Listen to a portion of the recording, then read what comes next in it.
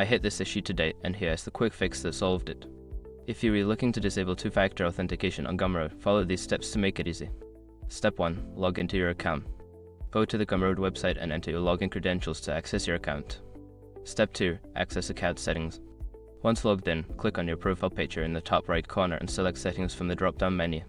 Step 3. Navigate to Security Settings. In the Settings menu, look for the Security tab. Click on it to view your two-factor authentication options.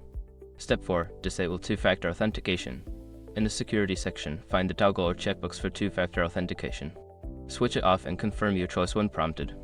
Step 5. Verify changes. After disabling, log out and then log back in to ensure that two-factor authentication is no longer active. If you still see the prompt, you may need to refresh your browser. I hope this helps you manage your Gumroad account more easily. If you have any questions, feel free to ask.